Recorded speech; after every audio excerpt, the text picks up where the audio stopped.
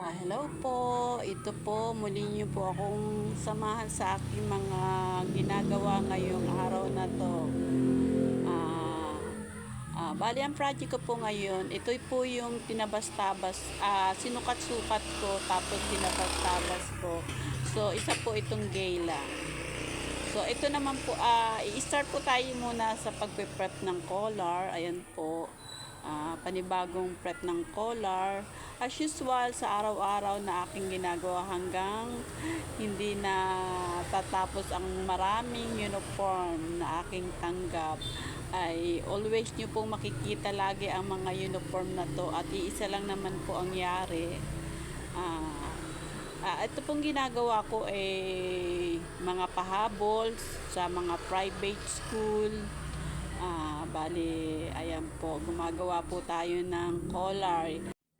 Bali, prep lang po muna tayo ng ating mga gagamitin sa isang project na to.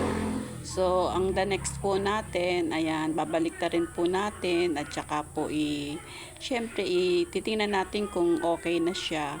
Ayan.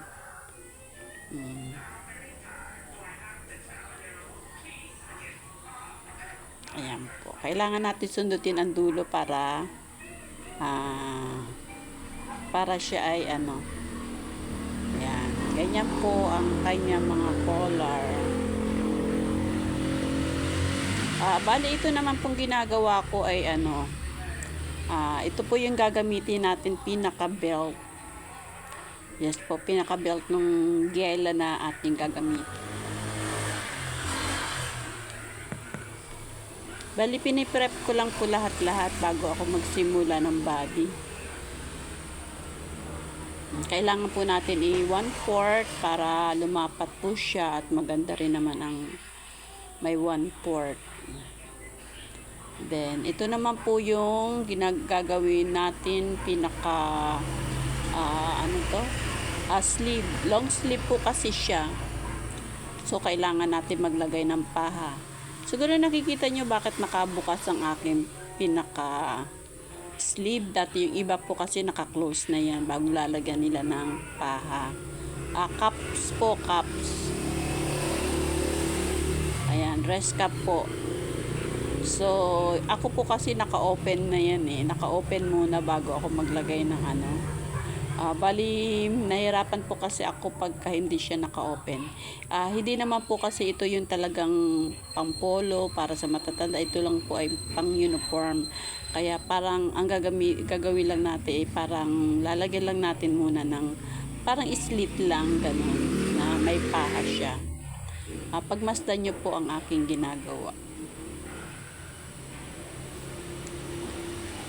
Bali, ang kakapitan lang natin dyan, hindi butones, kundi automatic na lang po. Kasi, bata po yung magsusuot pagka butones or mahirapan po siyang mag-open. Kung halimbawa, alam niyo naman ang bata ngayon. Tapos yan po, nilalapat ko na po para magiging caps na siya. Bali, automatic lang po ang ating ikakapit yan. Ayan po ang aking paha. Cups kung tawagin. Yan, lalagyan din po natin ng 1/4 para maganda rin naman siyang tingnan. So, ayan na po yung sinasabi ko na pagkatapos isaside close na natin. Ayan.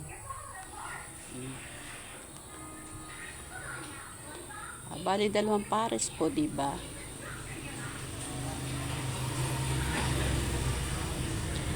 Maraming salamat po sa lahat ng aking mga followers, sa mga viewers. Salamat po sa walang sawa niyong panonood sa akin.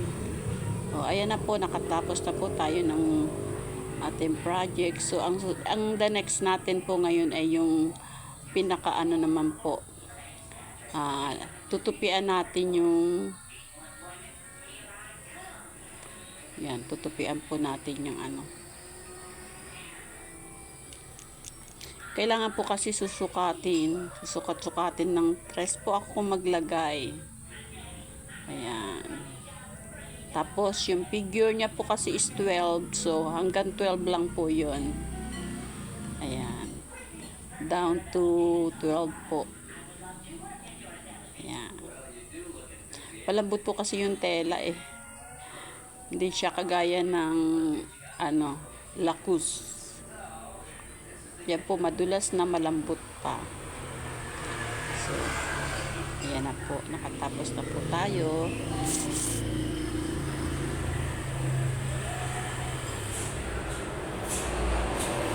Lagyan lang po natin ng tanda-tanda para doon natin itatapat yung pinaka Parang overlap po kasi siya eh. Parang pag pa-overlap. Ayan. 3 po ang sukat ko niyan. Maliit po kasi pala yung 2.5. Maliit siya. Hindi siya maganda. Kaya bali, ibinago ko po yung pinaka na sukat niya. So malaki naman po ang allowance ko dyan eh. Hanggang 12 lang po yung kanyang tahe. 12 inch.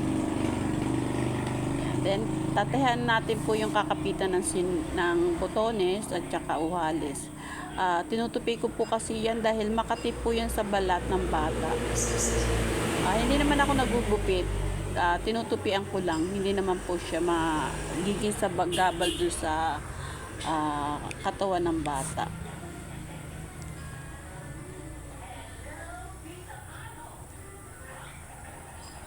Yan na po. Siguro napapansin nyo bakit pantay pa yung shoulder ko. So, ganun po kasi ako eh. Pantay muna yung shoulder pagka may tutupian po ako and then saka ko na lang po siya kukortihan yung pinaka-shoulder niya. Ayan na po. Nagpantay na po yung pinaka-pleats niya. Bali, ang sunod na lang po natin ay bali, i-agingan na lang natin. Ayan yung shoulder, in-agingan ko na po. Ayan, and then yung side niya po, i-agingan din natin.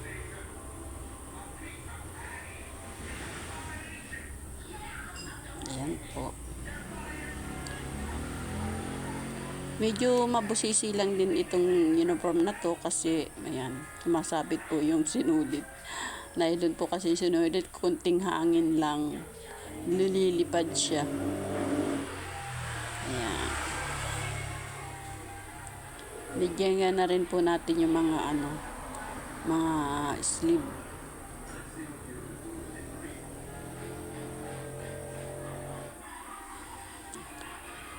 Ayan, attached collar po tayo. Ayan. Yung iba po naka-uniform na sila ng ganyan. Pero ito po kasi para mga extra dun sa mga susuotin nila. So, nagpagawa pa po sila para kahit paano, hindi nga naman laba-suot. Kailangan may mga extra sila. Then, ayan naman po yung sa laylayan.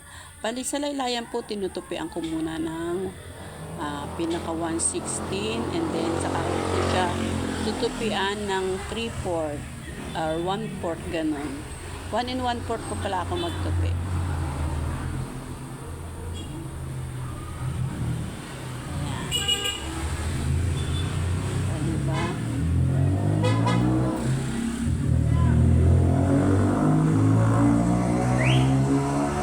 Napakaingay po ng mga motor. Lagi kong problema ang motor dito. Po? Kasi meron mga motor talaga na, ewan ko bakit natutuwa sila ng maingay ang papatakbo. Ayan po, okay na po and then, yan, tutupian na po natin siya ng 1 in 1/4. Wala na po akong sukat-sukat yan, tansyahan na lang. Bali sa ulo ko naman na po yung 1 in 1/4 at saka 1/2. Ayan.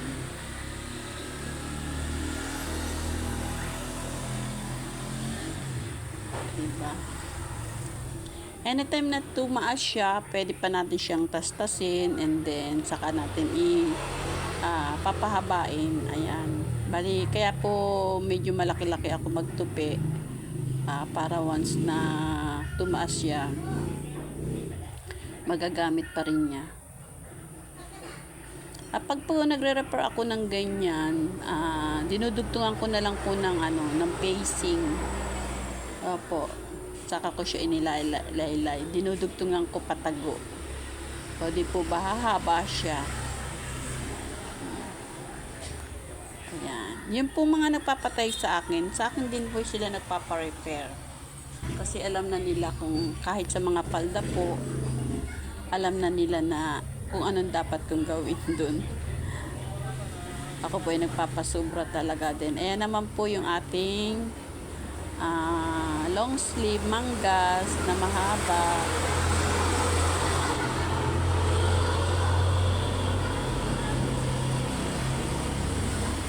Atas manggas po tayo.